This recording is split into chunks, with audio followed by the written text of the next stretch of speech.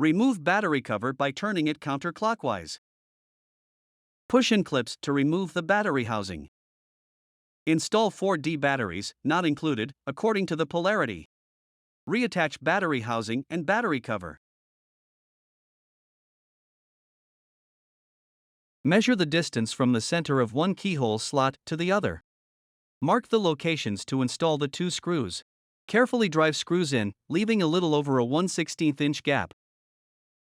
Slide cover over screws. Lock light into place.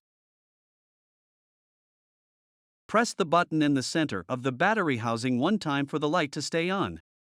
Press 2 times for auto mode. Press 3 times to turn off the light. In auto, the light activates when it detects motion within a 16 feet range up to 120 degrees.